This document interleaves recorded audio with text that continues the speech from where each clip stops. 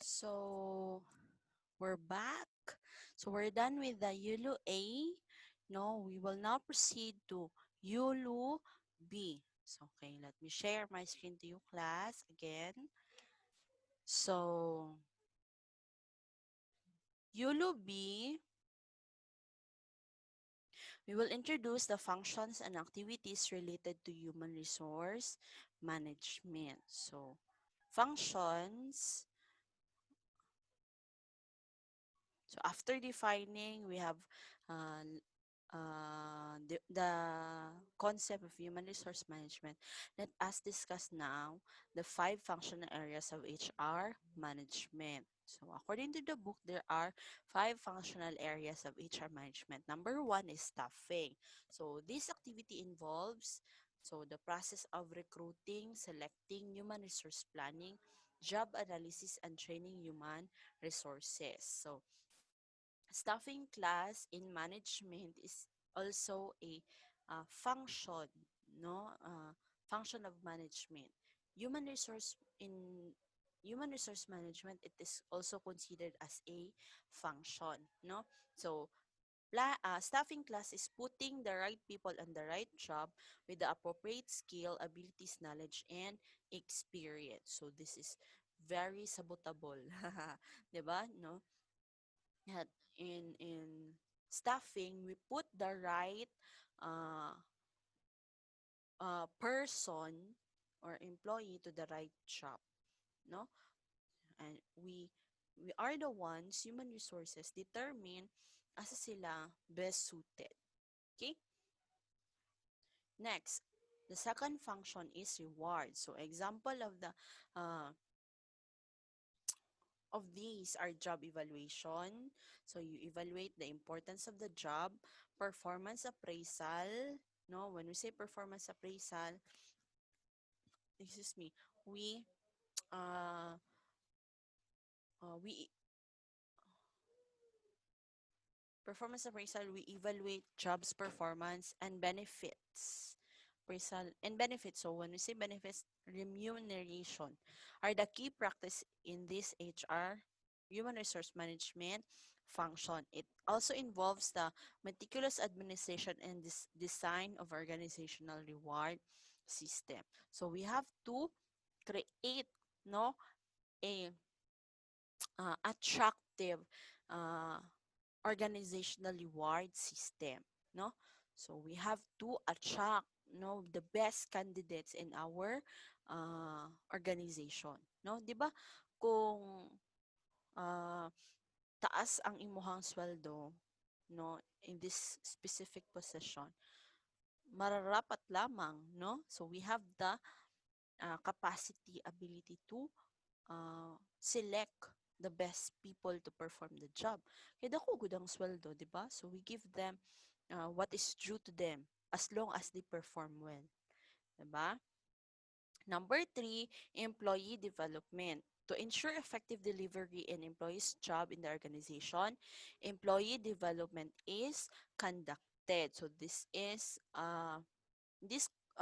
concept class, we train, nagagasto tano, we invest on our employee by training them, coaching them, no, mentoring them, or other activity in training and development, because we know that developing them will lead to increase or effective uh, performance. Okay? But we have to make sure that our employee development na mga activities are aligned with our organizational effectiveness. I mean, organizational goal. Okay? Kay wala siya effect class if it is not linked to our organizational goal. Okay? So, example, imuhang employees, imuhang gituluan, gi-train nimo to ano, to na mag-welding. Pero inyuhang organization is institution, 'di ba? Sa nagtulog welding, o 'di ba? There is no there is no connection, no. It does not contribute to the organizational goal, which is to saman our vision na maging uh, globally recognized institution, 'di ba? So, or else it will become an expense only, no? So, it is when the training requirements are analyzed using required KSA for the job. Yes, so we uh, evaluate class the training needs before we conduct a training, depending on the KSA for the job.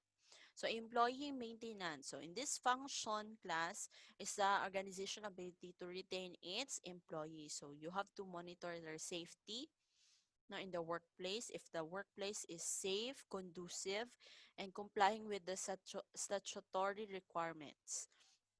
Okay, for example, you are a fast food chain. So what are the statutory requirements? Disposal of wastes, no, dapat you are complying. And what else? Yun. Uh, mga other statutory requirements like labor laws. Okay? Imposed by the government and monitor the welfare policy. So, labor laws, minimum wage, no? We also have occupational safety and health. Na siya yung law class. So, organizations can be, pwede sila what you call that? Kanang excuse me, ma-penalty or sanctioned. No, pwede sila ma-sanction if they are not following occupational safety and health. Okay? Next, and the last function is employee relations. So, refers to the effort of the organization to maintain good employee-employer relationship. So, in this activity that our function, it involves employee involvement on union or non-union workplaces. So, employee relations class, diya ang employee engagement, no? That the employees feel that they are part of the decision-making processes.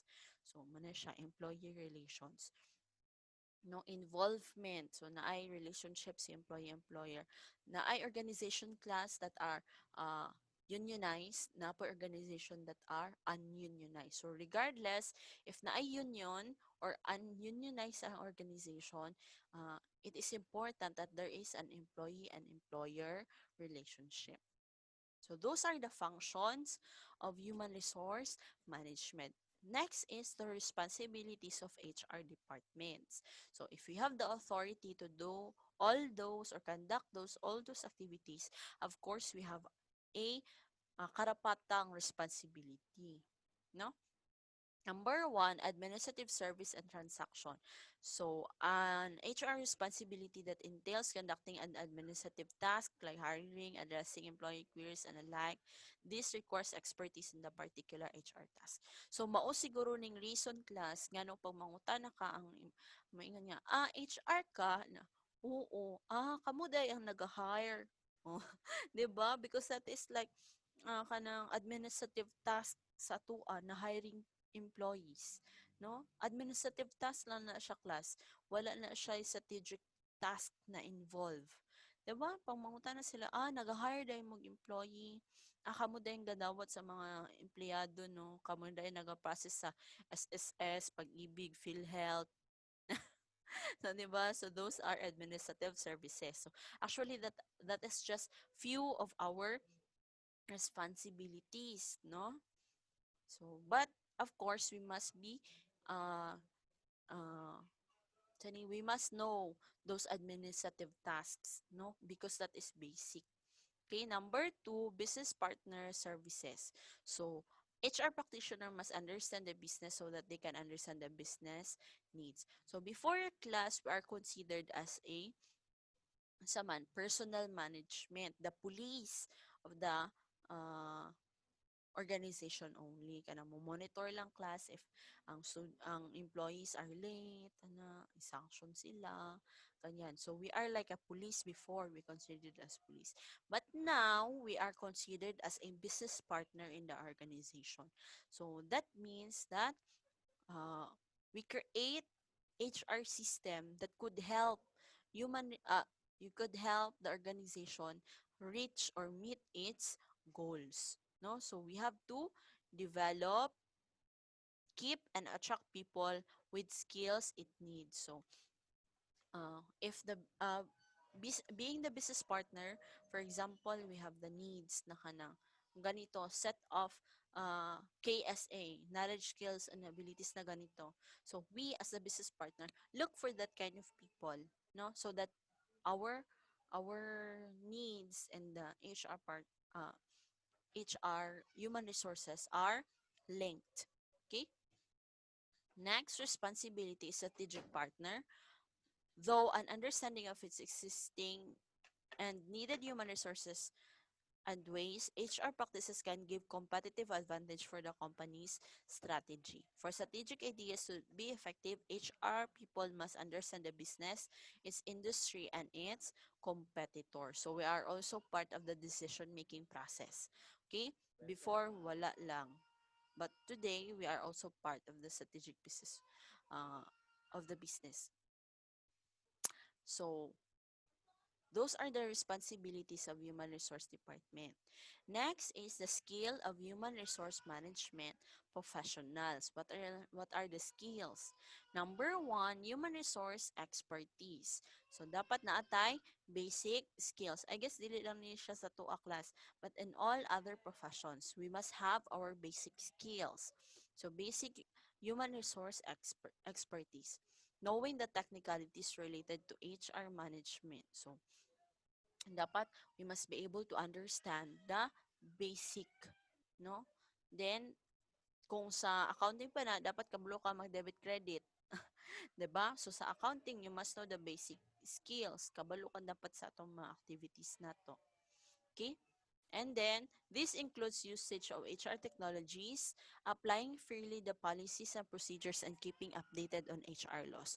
Dapat kabalo ta sa HR laws. The minimum wage, for example, labor laws, labor code, no? Or occupational safety and health law, no?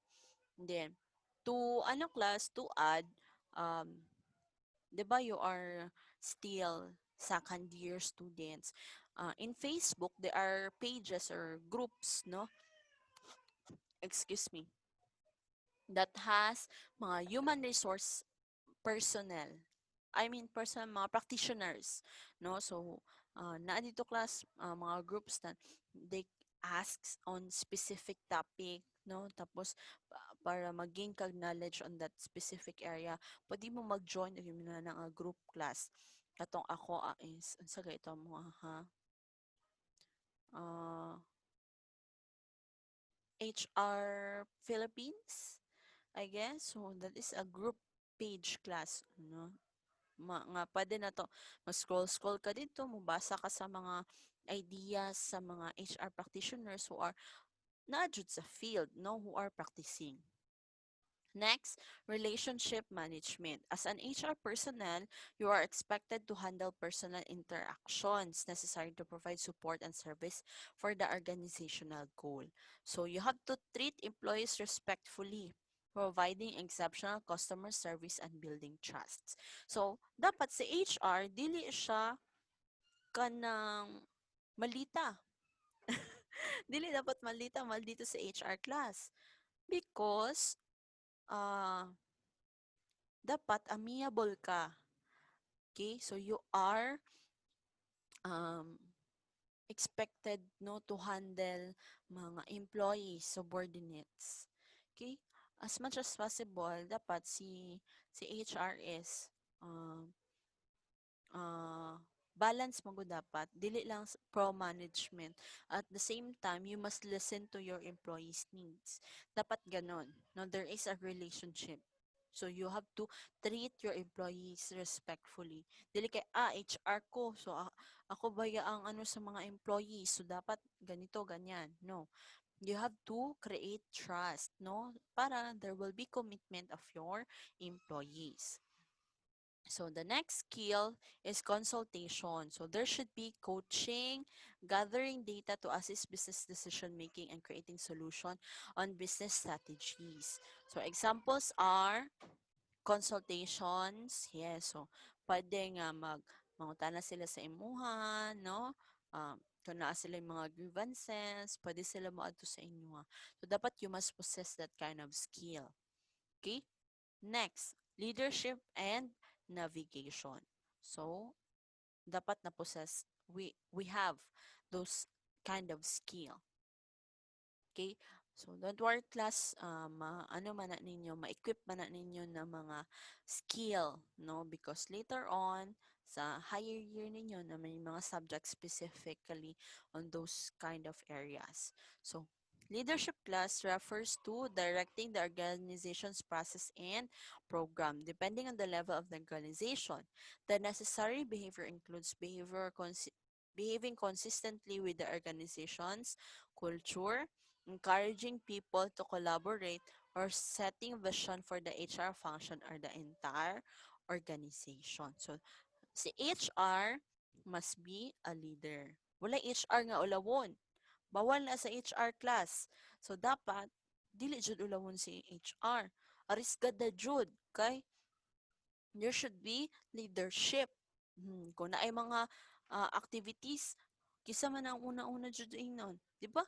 HR, oh, we'll have an activity, training. So we have to conduct a training. So we must equip ourselves with that kind of leadership.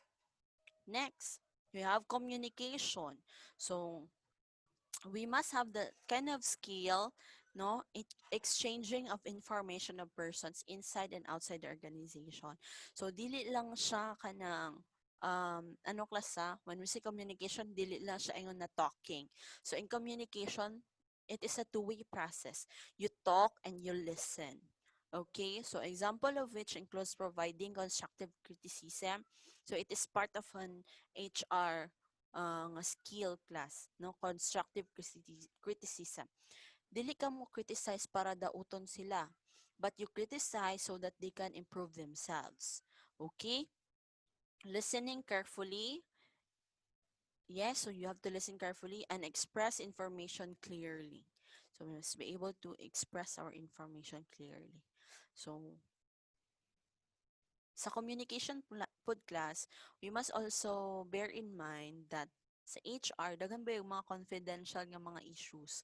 So, dapat dili kita ang mga sugdanan sa mga, ano ha, mga chika, mga chismis. Ha? So, kay communication, good ni ma'am. So, dapat ato ang ipang ano, ang mga information, pan distribute mo na ron. So, dili ha. So, it doesn't mean na communicate, you have to the information dili. And number 6, global and cultural effectiveness. So includes considering various people, viewpoint, regardless of cultural background. Yes, so dapat Black Lives Matter. Joke lang.